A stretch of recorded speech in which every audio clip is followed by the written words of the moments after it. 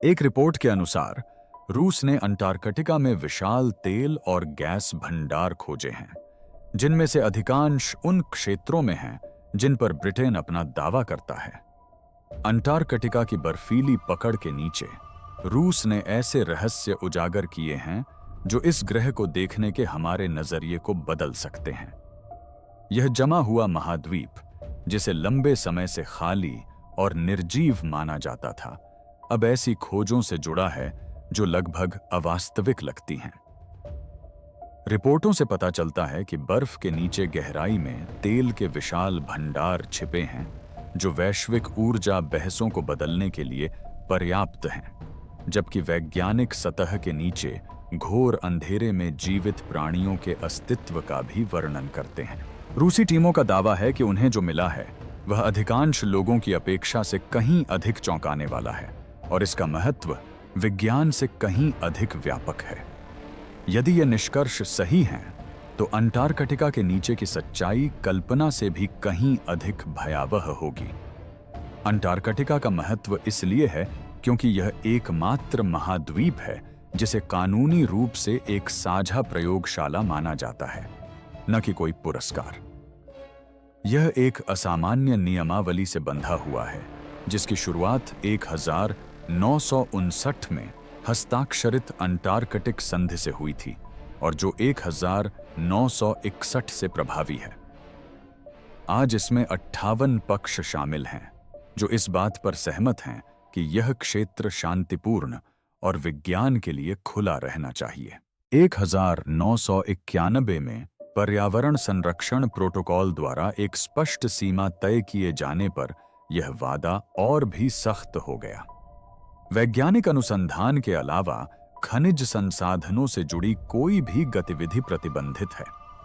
सीधे शब्दों में कहें तो महाद्वीप का अध्ययन किया जा सकता है, लेकिन वहां खनन, ड्रिलिंग या ऊर्जा उत्पादन के लिए खनन नहीं किया जा सकता। फिर 2024 आता है और मामला और भी पेचीदा हो जाता है। रूस भूकंपीय सर्वेक्षण करता है, एक ऐसी विधि जिसमें बर्फ के नीचे की प्रतिध्वनियों को सुनकर छिपी हुई परतों का मानचित्रण किया जाता है, और अधिकारी इस काम को अनुसंधान बताते हैं। बाहरी पर्यवेक्षकों को कुछ और ही सुनाई देता है। यह एक परीक्षण है कि कोई देश संधि की सीमा को पार किए बिना कितनी हद तक जा सकता है, खासकर तब जब सर्वेक्षण क्षेत्र लंबे समय से चले आ रहे क्षेत्रीय दावों के साथ ओवरलैप करते हों। इसी वजह से तनाव स्थानीय नहीं बल्कि वैश्विक प्रतीत होता है। यदि कोई एक प्रमुख शक्ति विज्ञान को भविष्य में संसाधनों के दोहन का मार्ग बना लेती है, तो समझौते पर किया गया हर हस्ताक्षर एक प्रश्न चिन्ह बन जाता है और अंटार्कटिका में हर शांत मौसम एक उलटी गिनती की तरह लगने लगता है। मई में बहसें समितियों और प्रेस ब्रीफिंग तक फैल गईं, जहां अधिकारियों ने अनुपालन का वादा किया, जबकि आलोचकों ने प्रतिबंधित जहाजों और ऊर्जा राजनीति के दबाव की ओर इशारा किया। तो उन संकेतों से क्या संकेत मिलते हैं और उन्होंने उन सरकारों को क्यों चिंतित कर दिया जो शांतिकाल में औपचारिक बैठकों में भी शायद ही कभी किसी बात पर सहमत होती हैं? अंटार्कटिका सिर्फ ठंडा ही नहीं है, इसे जानबूझकर संरक्षित किया गया है। यही कारण है कि इसकी बर्फ के नीचे तेल होने की आशंका किसी बंद दरवाजे के अचानक खुलने जैसी लगती है। नियम स्पष्ट हैं। अंटार्कटिक संधि के पर्यावरण संरक्षण प्रोटोकॉल में वैज्ञानिक अनुसंधान को छोड़कर खनिज संसाधनों से संबंधित किसी भी गतिविधि पर प्रतिबंध है। इसलिए भूविज्ञान कितना भी आकर्षक क्यों न लगे, ड्रिलिंग की अनुमति नहीं है। मई 2024 में यह खबर सुर्खियों में छा गई। रिपोर्टों में कहा गया कि रूस ने ब्रिटिश अंटार्कटिक क्षेत्र से जुड़े जलक्षेत्र में भूकंपीय सर्वेक्षण किए हैं और इनसे तेल और गैस के विशाल भंडार के संकेत मिले हैं। एक व्यापक रूप से चर्चित आंकड़ा लगभग 511 अरब बैरल तेल का था, जिसे पिछले 50 वर्षों में उत्तरी सागर के कुल उत्पादन का लगभग 10 गुना बताया गया। यही कारण है कि जो लोग आमतौर पर अंटार्कटिक की राजनीति पर ध्यान नहीं देते थे, उन्होंने भी अचानक इस पर ध्यान देना शुरू कर दिया।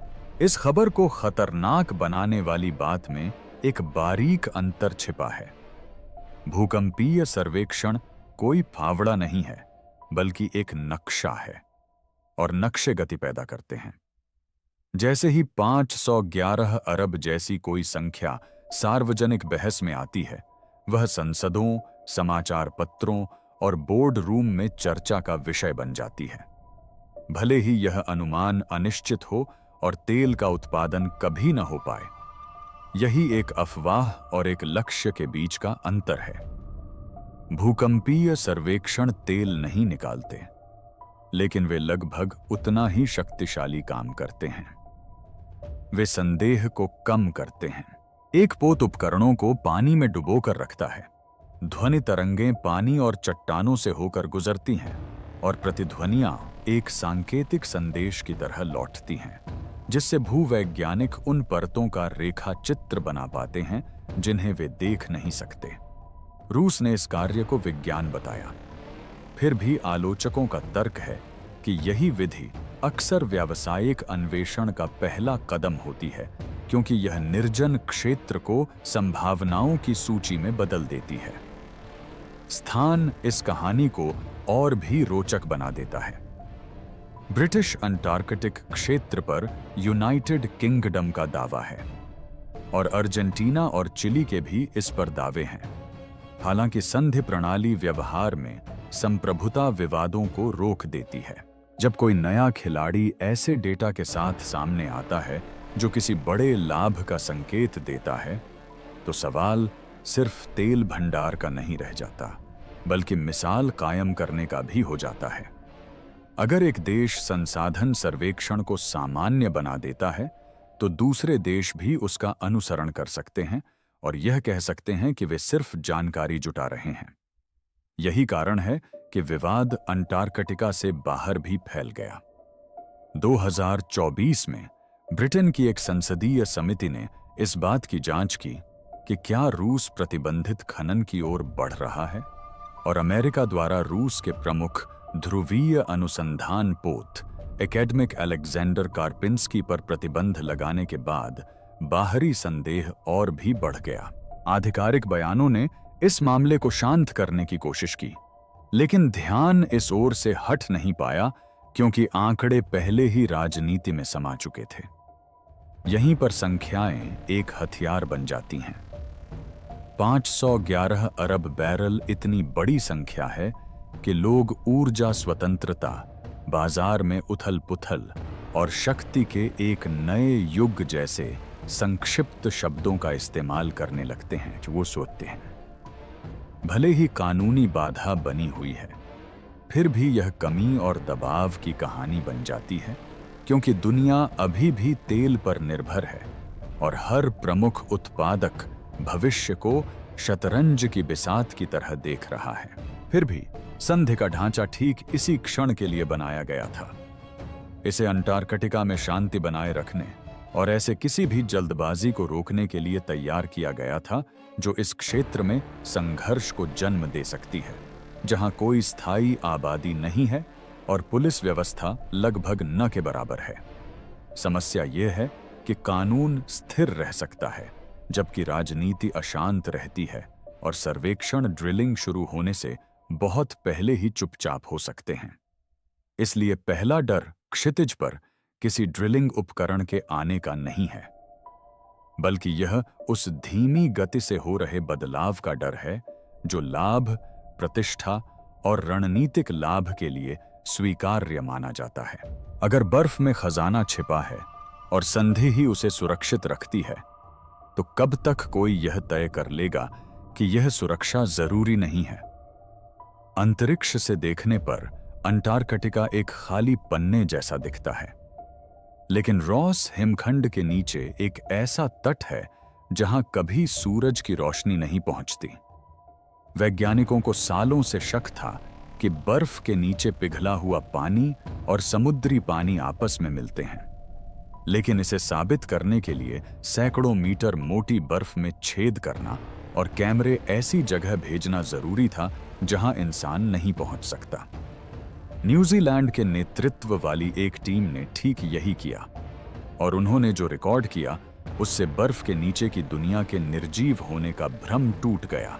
लगभग 500 मीटर नीचे खुदाई करने के बाद उन्होंने एक विशाल गुफा में कैमरा उतारा जहां धाराएं धीमी नदी की तरह बह रही थीं और ऊपर की छत ठोस बर्फ की थी।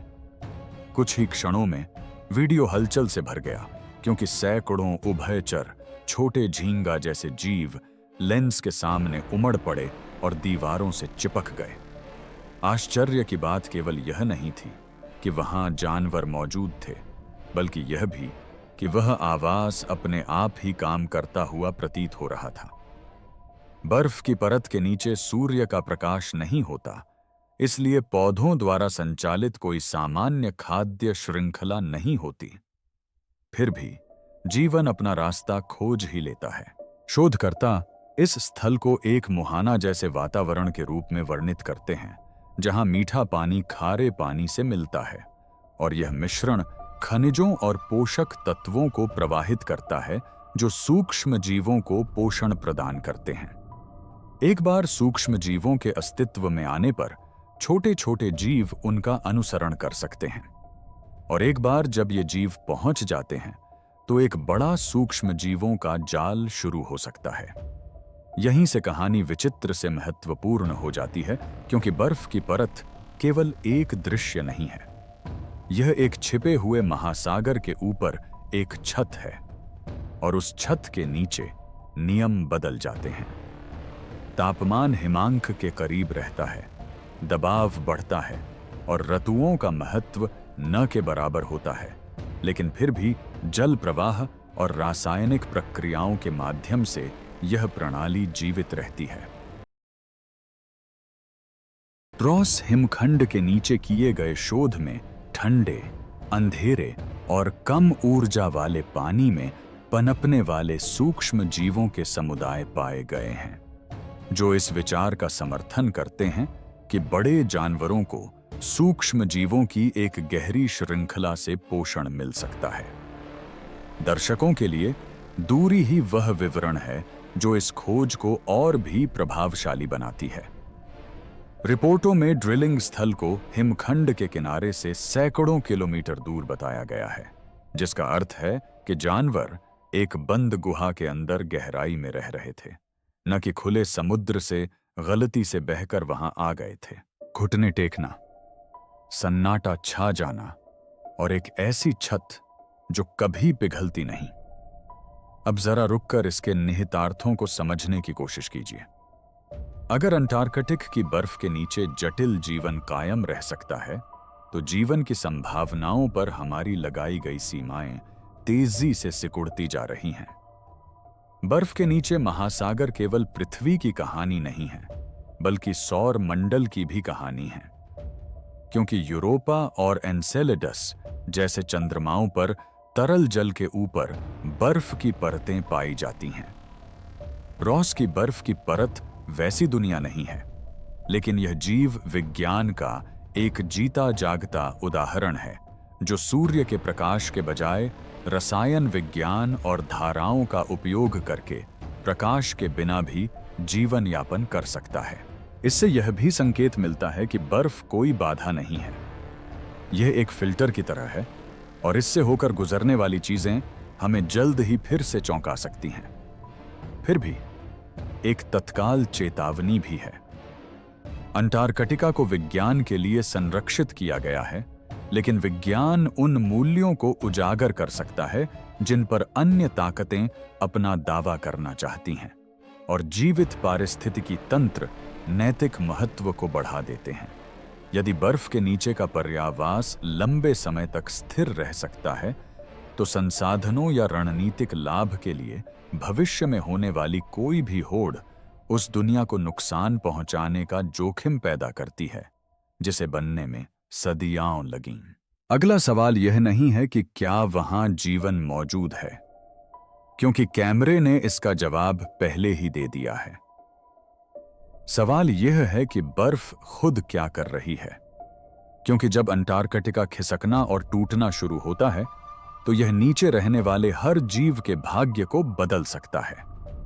अंटार्कटिका के ग्लेशियर शांत नहीं हैं और रॉस आइस शेल्फ इस बात का प्रमाण है, जिसकी आवाज बिना उपकरणों के सुनाई नहीं देती। हवाएं शेल्फ की सतह और कठोर बर्फ की चोटियों पर बहती हैं। फिर बर्फ एक विशाल ढोल की तरह धीमी आवृत्ति के कंपन के साथ प्रतिक्रिया करती है, जो कभी पूरी तरह से बंद नहीं होता।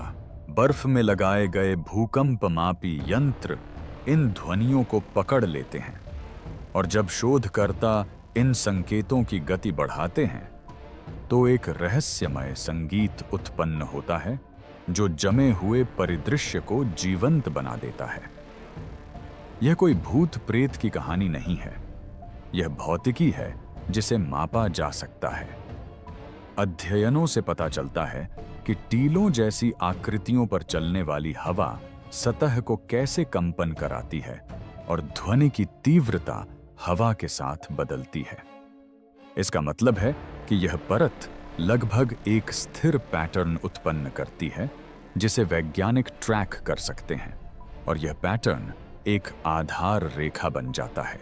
बर्फ की सामान्य ध्वनि से पता चलता है कि यह क्यों महत्वपूर्ण है।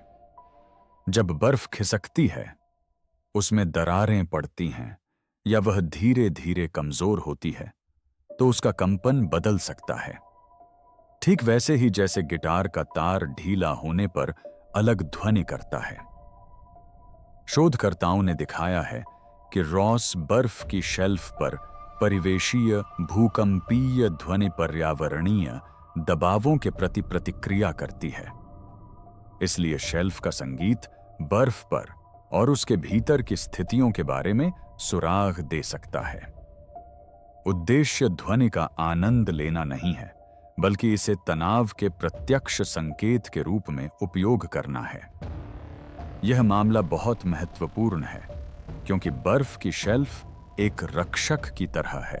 यह तैरता है, इसलिए इसके पिघलने से समुद्र का स्तर सीधे नहीं बढ़ता, लेकिन यह अपने पीछे जमीन पर मौजूद ग्लेशियरों को रोके रखता है। यदि कोई बर्फ पतली हो जाती है या टूट जाती है, तो यह सहारा कमजोर हो जाता है और अंदरूनी बर्फ तेजी से समुद्र में बह सकती है।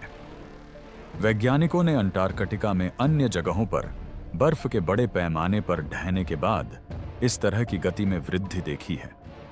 यही कारण है कि वे स्थिरता को एक वैश्विक मुद्दा मानते हैं, न कि स्थानीय। जलवायु परिवर्तन कई दिशाओं से दबाव डालता है। गर्म समुद्री जल बर्फ को नीचे से पिघला सकता है और गर्म हवा सतह पर बर्फ के पिघलने को बढ़ा सकती है और दरारों को फैलने में मदद कर सकती है।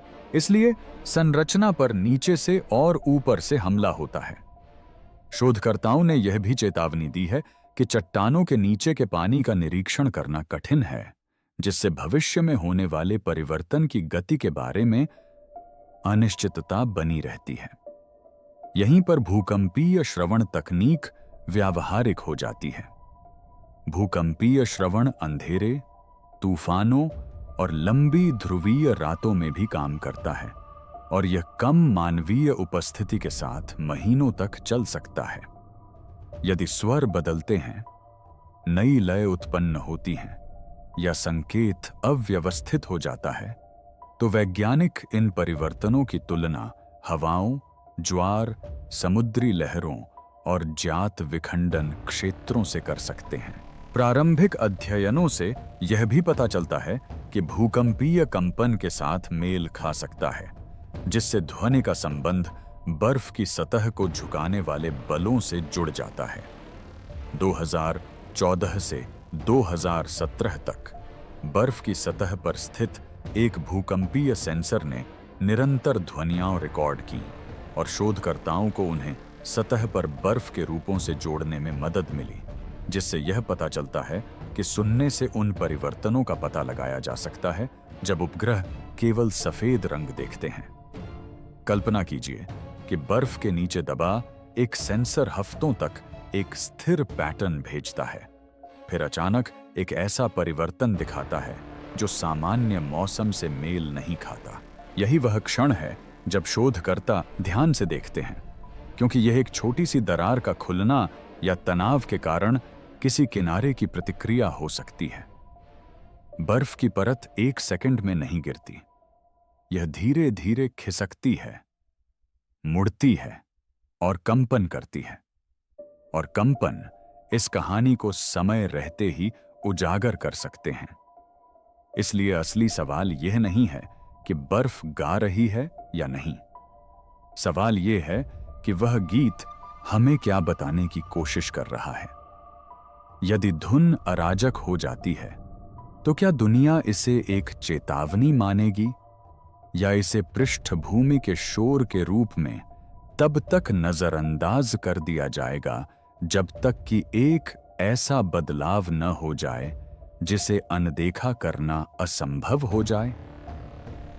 अंटार्कटिका के बारे में अजीब बात यह है कि यह खाली दिख सकता है, जबकि इसके अंदर ऐसी आकृतियां छिपी होती हैं जो सुनियोजित प्रतीत होती हैं। 2016 के अंत में ऑनलाइन साझा की गई सैटेलाइट तस्वीरों में पूर्वी अंटार्कटिका में एक चिकनी, लगभग पूरी तरह से अंडाकार आकृति दिखाई दी, और लोग तुरंत इस बात पर बहस करने लगे कि वे क्या देख रहे हैं। रिपोर्टों में इस आकृति को लगभग 120 मीटर यानी लगभग 400 फीट चौड़ा बताया गया, जो ध्यान खींचने के लिए काफी बड़ा है, फिर भी इतना छोटा है कि जानबूझकर बनाया गया प्रतीत होता है, जैसे बर्फ पर कोई मुहर दबाई गई हो। दूर से देखने पर अंडाकार आकृति साफ और सम्मित दिखती है, और यही बात इसे अटपटा बनाती है। प्राकृतिक परिदृश्य अक्सर अव्यवस्थित किनारों के साथ दोहराए जाते हैं, इसलिए मानव मस्तिष्क परिचित कहानियों की ओर आकर्षित होता है।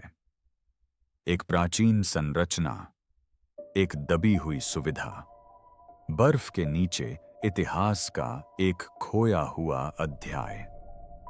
इंटरनेट ने वही किया जो वह हमेशा करता है, इसने सन्नाटे को निश्चितता से भर दिया। भले ही एक अकेली तस्वीर इरादे को साबित नहीं कर सकती। अब रुकिए और समझिए कि वैज्ञानिक इन दावों को सुनकर किस ओर इशारा करते हैं। पूर्वी अंटार्कटिका में हवा का प्रभुत्व है, विशेष रूप से कैटाबेटिक हवाएं जो ऊंचे आंतरिक भाग से ढलान से नीचे तट की ओर बहती हैं। ये हवाएं लगातार और तेज हो सकती हैं।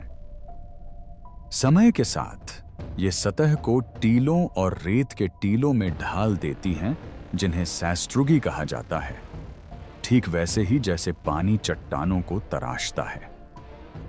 हवा ऐसे चौड़े पैटर्न भी बना सकती है जो अंतरिक्ष से देखने पर लगभग ज्यामितीय लगते हैं। पूर्वी अंटार्कटिक पठार पर किए गए शोध में चिकने या हवा से तराशे गए क्षेत्रों और लगातार कैटाबेटिक प्रवाह द्वारा निर्मित लंबे बर्फ के टीलों का वर्णन किया गया है।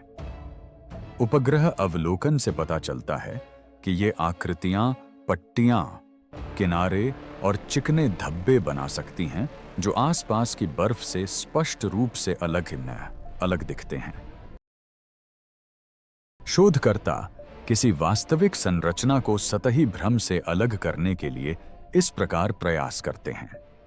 वे अलग अलग तिथियों और अलग अलग सेंसरों से प्राप्त छवियों की तुलना करते हैं, ताकि अन्य मौसमों में भी वही आकृति दिखाई दे, क्योंकि एक वास्तविक वस्तु की परछाई एक जैसी होनी चाहिए और आने वाले तूफान से मिटनी नहीं चाहिए। वे रडार का भी उपयोग करते हैं, जो बर्फ की परतों के पार देख सकता है और यह बता सकता है कि पैटर्न में गहराई है या यह केवल बनावट है। जब तक इस तरह की जांच नहीं हो जाती, एक अंडाकार आकृति एक प्रश्न चिन्ह है, कोई निष्कर्ष नहीं। इसलिए अंडाकार आकृति असंभव नहीं है। यदि हवा की दिशा स्थिर रहे और स्थानीय भूभाग में हल्का गुंबदनुमा आकार या ढलान में मामूली बदलाव हो, तो एक क्षेत्र से बर्फ हटाकर दूसरे क्षेत्र में जमा की जा सकती है, जिससे एक स्पष्ट सीमा बन जाती है। सूर्य की रोशनी के कोण, छाया और उपग्रहों द्वारा कंट्रास्ट बढ़ाने के तरीके को भी इसमें जोड़ दें तो एक प्राकृतिक आकृति कृत्रिम रूपरेखा जैसी दिखने लगती है। परेशान करने वाली बात यह है कि जब प्रकृति लंबे समय तक एक ही बल को दोहराती है तो वह डिजाइन की नकल कर सकती है। फिर भी यह स्वीकार करना उचित है कि अभी भी कुछ अनसुलझा है। उस तस्वीर में दिख रहा अंडाकार आकार सामान्य लंबी सैस्ट्रुगी लकीरों जैसा नहीं दिखता और न ही यह मेओन्स की चौड़ी धारियों से मेल खाता है। यही कारण है कि यह वीडियो में एक रहस्यमय क्लिप बनकर बार बार दिखाई देता है। एक ही तस्वीर से कोई समय रेखा नहीं मिलती, इसलिए कोई नहीं बता सकता कि यह आकृति वर्षों तक बनी रही, एक तूफानी मौसम के बाद दिखाई दी या अगले ही हफ्ते नई बर्फ के नीचे गायब हो गई। सबसे सीधा निष्कर्ष यह है कि अंटार्कटिका अजीबोगरीब कलाकृतियां बनाता है, क्योंकि यह एक ऐसी जगह है जहां एक शक्ति हावी रहती है, और जब हवा और बर्फ को पर्याप्त समय मिलता है तो वे ऐसी आकृतियां बना सकते हैं जो देखने में बहुत ही सटीक लगती हैं। लेकिन विज्ञान का लक्ष्य आराम पहुंचाना नहीं है। असली सवाल तो यह है कि जब सतह ही हमारी आंखों को धोखा दे सकती है तो उपग्रह और क्या-क्या नहीं देख पाते। और अंटार्कटिका में अज्ञात अक्सर बिना किसी चेतावनी के आ जाता है। अगर एक अंडाकार आकृति इतनी सारी धारणाओं को जन्म दे सकती है तो अगली तस्वीर में कुछ ऐसा दिखेगा जिसे इतनी आसानी से समझाया नहीं जा सकता, तो क्या होगा? अंटार्कटिका किंवदंतियों को आकर्षित करता है क्योंकि यह एक आदर्श खाली जगह है, और खाली जगहें लोगों को उन्हें भरने के लिए आमंत्रित करती हैं। जब कोई महाद्वीप यूरोप से भी बड़ा हो, कई किलोमीटर मोटी बर्फ से ढका हो और दूरी के कारण सुरक्षित हो, तो सामान्य तथ्य भी गोपनीय लगने लगते हैं। यहीं से वास्तविक विज्ञान और काल्पनिक कहानियां आपस में घुल मिलने लगती हैं, खासकर ऑनलाइन। एक कहानी अटलांटिस से शुरू होती है। प्लेटो के संवादों टमस और क्रिटियस में अटलांटिस को एक शक्तिशाली द्वीपीय समाज के रूप में वर्णित किया गया है जो भूकंप और बाढ़ के बाद ढह जाता है और एक ही दिन रात में गायब हो जाता है। यह संदेश अहंकार और शक्ति के बारे में एक चेतावनी है, न कि कोई ऐसा नक्शा जिसका अनुसरण किया जा सके। और आधुनिक लेखक अक्सर इसे एक दार्शनिक कल्पना के रूप में प्रस्तुत करते हैं।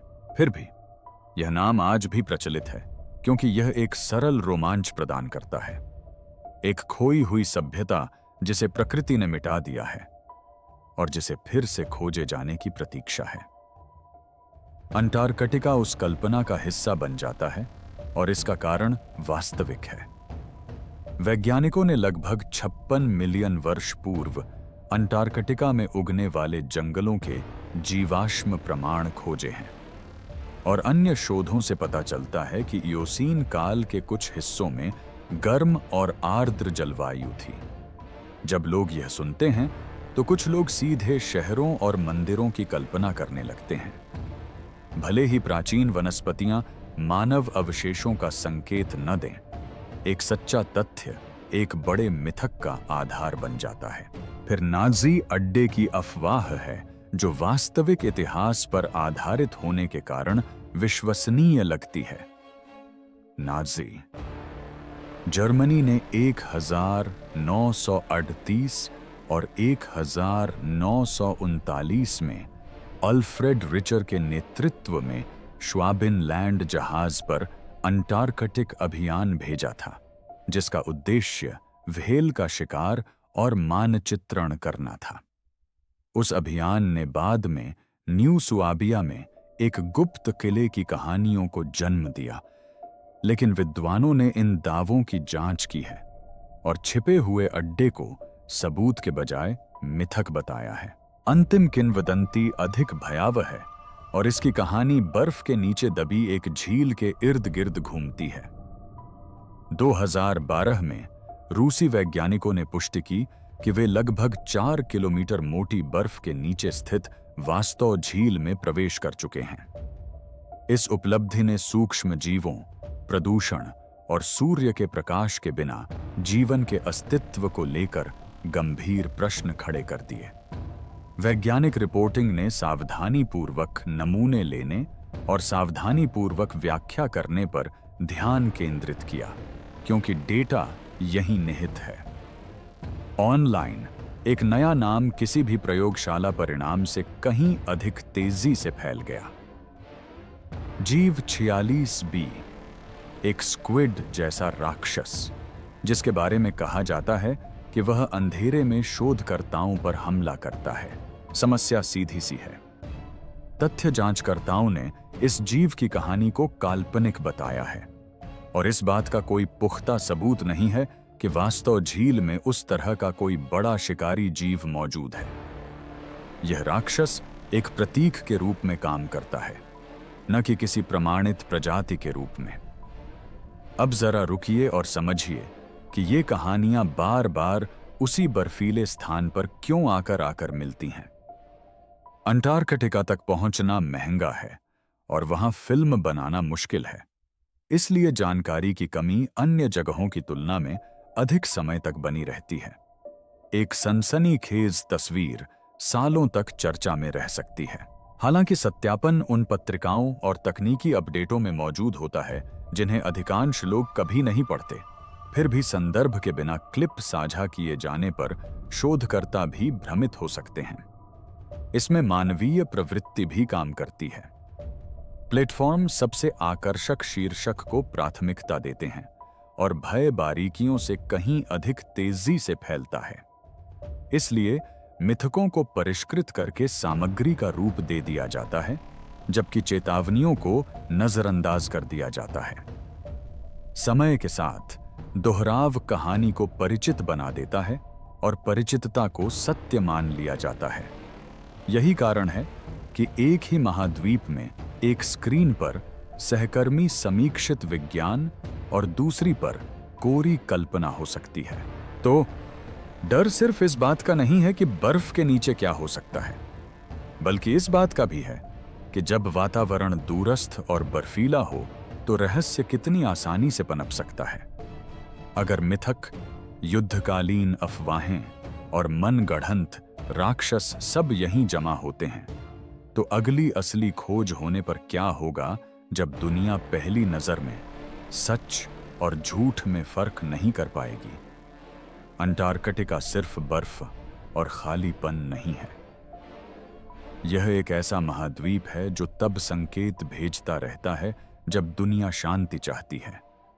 एक कोने में विशाल तेल संभावनाओं की रिपोर्टें खनन रोकने के लिए बनाई गई कानूनी दीवार से टकराती हैं, और यह तनाव अकेले ही ध्रुवीय वृत्त से बहुत दूर के गठबंधनों को बदल सकता है। एक अन्य दृश्य में रॉस हिमखंड के नीचे लगे कैमरों से पता चलता है कि अंधेरे में भी जीवन की गतिविधियां जारी हैं, जिससे यह सिद्ध होता है कि जीवित रहने के लिए सूर्य के प्रकाश की आवश्यकता नहीं होती। फिर बर्फ स्वयं बोलती है। भूकंपीय सेंसर हवा से होने वाले कंपन को एक स्थिर गूंज में बदल देते हैं, और वैज्ञानिक ध्यान से सुनते हैं, क्योंकि एक बदलता हुआ पैटर्न किसी बड़े बदलाव से पहले तनाव का संकेत दे सकता है। अंतरिक्ष से दिखाई देने वाला अजीब अंडाकार आकार भी दर्शाता है कि अंटार्कटिका आंखों को कितना आसानी से भ्रमित कर सकता है, और जब स्थान दूरस्थ और सत्यापन में कठिन हो तो रहस्य कितनी जल्दी गहरा सकता है। इस कहानी के कुछ हिस्से ठोस शोध पर आधारित हैं और कुछ अफवाहों पर। फिर भी दोनों ही बातें फैलती हैं, क्योंकि यह महाद्वीप दुर्गम है और इसकी कल्पना करना आसान है। यही इसका खतरा और आकर्षण दोनों है। जितना अधिक हम सीखते हैं, उतना ही स्पष्ट होता जाता है कि अंटार्कटिका अभी भी एक अनछुआ क्षेत्र है, कोई समाप्त अध्याय नहीं। जिसे हम आज अनदेखा करते हैं वह कल फिर सामने आ सकता है। तो यहां महत्वपूर्ण प्रश्न ये है, आपको क्या लगता है कि अंटार्कटिका की बर्फ के नीचे वास्तव में क्या छिपा है? और क्या आपको लगता है कि अगली खोज विज्ञान से, राजनीति से या दोनों के मिश्रण से होगी? टिप्पणियों में अपना विचार साझा करें और अगली पड़ताल के लिए माइंड गैप को सब्सक्राइब करें।